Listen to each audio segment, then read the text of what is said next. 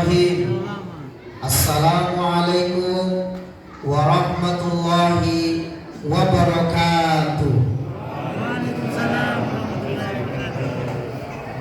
Alhamdulillahi rabbil alamin.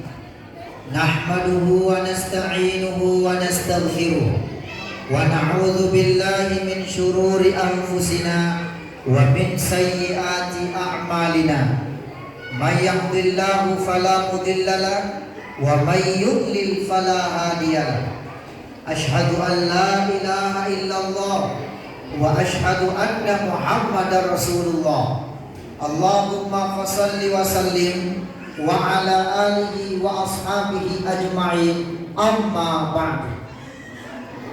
Ma'asyiral muslimin, jamaah tarawih yang malam ke-6 yang dimuliakan oleh Allah Subhanahu wa taala.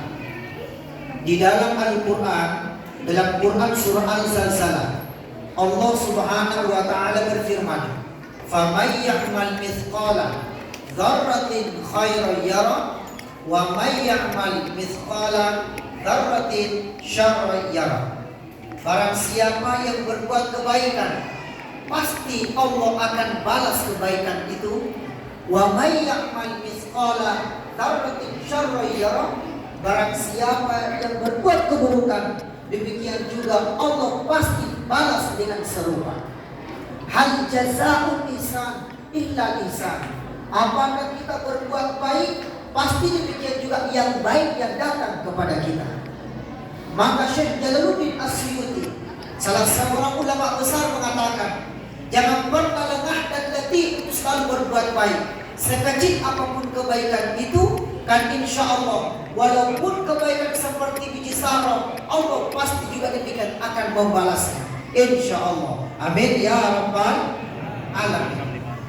Bapak Ibu yang dimuliakan oleh Allah Subhanahu wa taala, saya bersyukur dan bangga, alhamdulillah. Tadi sore kita kedatangan guru besar. Guru besar, kiai kita Masya Allah, yaitu Dr. Muhammad Agus, STHI, MTHI. Beliau adalah dosen saya di UIN, tapi saya ketemu hanya di semester 5. Karena di semester 5 itu saya sudah meninggalkan Makassar menuju ke Jakarta, PSI Pusat Studi Al-Quran yang dibina langsung oleh Profesor Dr. Nasaruddin Umar. Ternyata 5 tahun aku baru ketemu.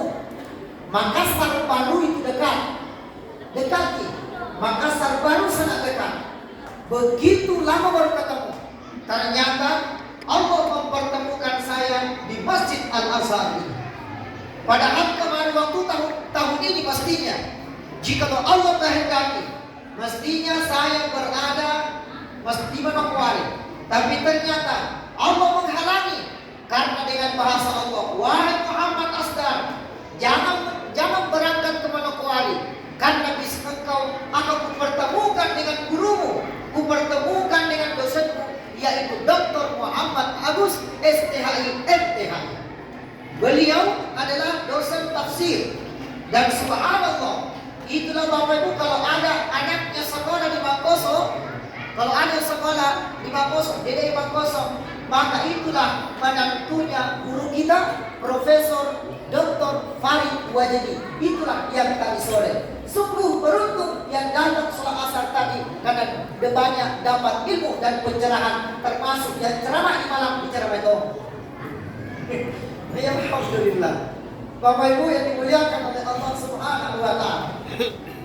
Ibu bapak, apa yang disampaikan oleh beliau Dr. Muhammad Agus, STHI, MTHI, bahwasanya sehubungan dengan itu Allah Subhanahu wa taala berfirman dalam Al-Qur'an, "Innallaha yuhibbut tawwabin wa yuhibbul mutatahhirin." Sesungguhnya Allah mencintai orang-orang yang suka bertaubat kepada Allah, orang-orang yang suka kembali kepada Allah, irji' ilallah. Dan Allah mencintai orang-orang yang suka mensucikan dirinya.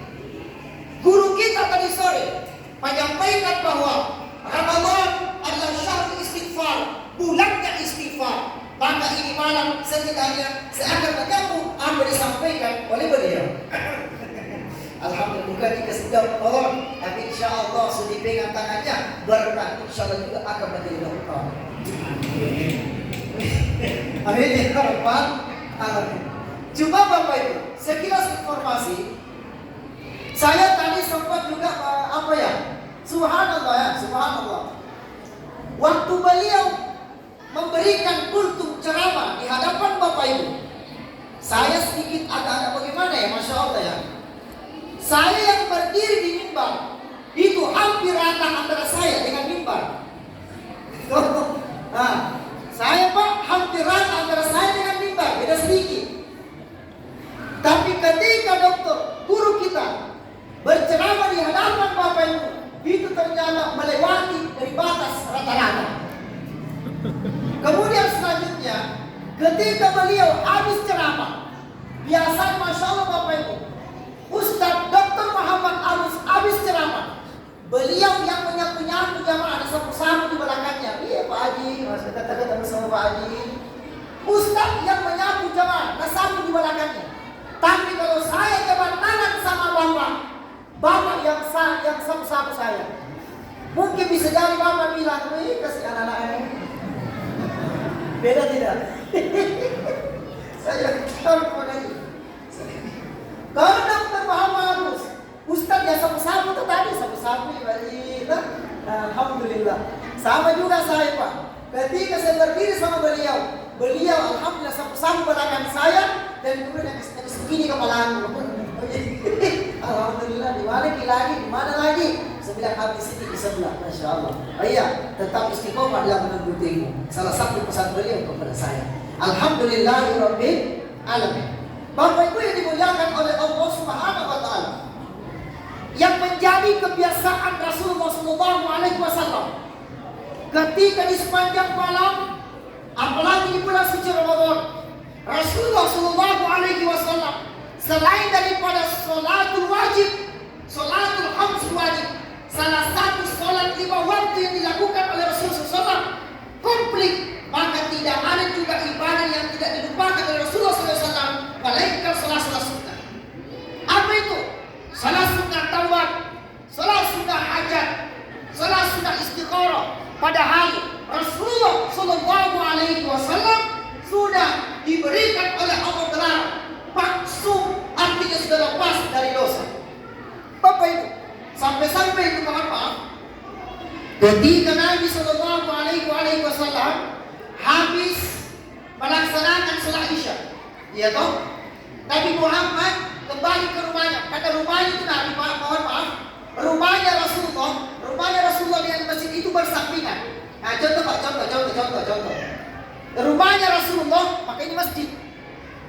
Ya toh, Masya Allah. Makanya jamaah sekalian Bapak Ibu, itulah pentingnya yang namanya ahlu suffah. Jadi kalau ada seperti di Pak ini namanya ahlu suffah, artinya tempatnya imam. Begitu penting Pak itu ada yang namanya pintu jalur khusus imam. Karena kenapa Bapak Ibu? Pernah terjadi Pak, itu di kampung saya. Mudah-mudahan tidak ada di Sorong. Bayangkan Bapak Ibu dimuliakan oleh Allah, itu kan kalau di kampung terkadang Bapak Ibu imamnya tidak datang. Ya toh? Imamnya tidak datang. Maka apa yang terjadi? Bapak seorang orang, ada satu anak muda yang baru hijrah. Bapak seorang orang, ada orang tua seorang, tapi kita punya imam. Dan jangan saya ini tua Mak. Kita yang maju, kamu yang maju anak muda. Maka anak muda yang maju disorong terus, tidak mau mundur terus, maju sampai di tempat imam. Maka apa yang terjadi? Maka naiklah di tempat imam sudah. Ternyata Masya Allah Bapak Ibu, ini anak muda yang disuruh imam tidak ada apa yang diburukan. Tunggu dulu Pak, ini ending terakhirnya. Ini kisah nyata Pak, dan bukan rekayasa bos, karena terjadi di kampung saya sendiri. Apa yang terjadi Bapak Ibu? Ketika rakaat pertama aman, rakaat pertama, ghairil maghdubi alaihim waladdallin. Contoh, lakum dinukum waliyadin. Allahu Akbar. Sampai di sujud terakhir rakaat pertama Pak, semua orang pada sujud Maka ini anak muda berpikir, tidak mau hafal lagi Quran. Bagaimana ini? Saya tidak hafal Quran sama sekali. Bayangkan Bapak Ibu, semua jamaah sujud, laki-laki bapak-bapaknya sujud, perempuan sujud. Maka apa yang terjadi? Ini anak muda Bapak Ibu, ini anak mudanya tidak akan hafal Quran, maka tinggalkan jamaahnya lewat di samping. Bilang mantap Bapak, intinya tunggu dulu. Ini bukan rekayasa Pak, fakta dan aktual. Maka apa yang terjadi jamaah sekalian? Itu jamaah bapak-bapaknya. Kenapa lama betul 5 menit? Kenapa lama betul? Ini dia bilang orang tua sampingnya, jangan cerita, tidak boleh menjadi sampai ini. Kamu tadi cerita kan?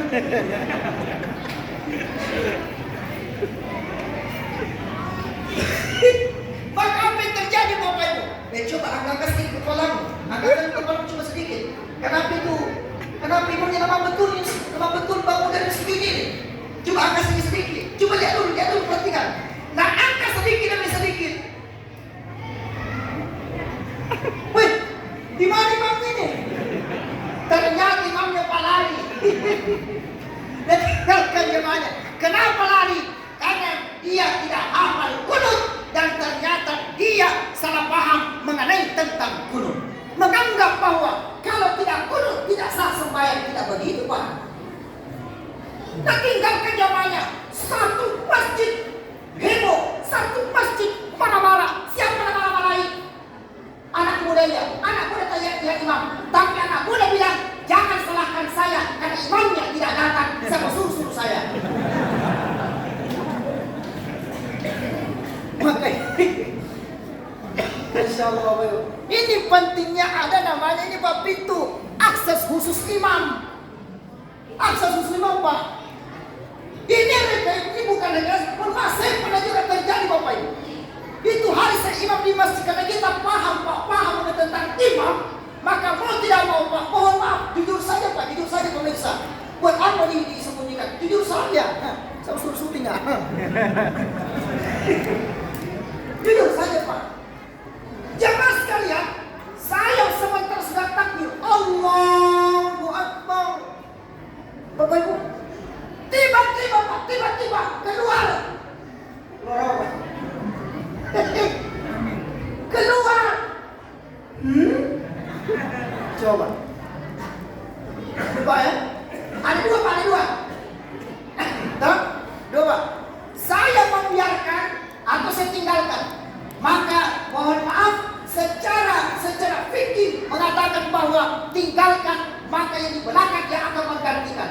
Tapi caranya Pak, kalau sementara begitu persis modelnya, maka imam cukup memberikan apa-apa langsung menuju ke akses pintu yang diberikannya. Jangan kita jauh sama begini Pak. Ketika keluar itu, tidak. Jangan. Kayak saja apa-apa. Tinggalkan. Ini Pak persoalan hal yang sepele, persoalan hal yang singkat tapi terkadang kita sepelekan. Itulah Rasulullah SAW. Ketika habis kisah, Rasulullah melaksanakan salat sunnah, taubat, tahajud sampai bengkak kakinya Nabi.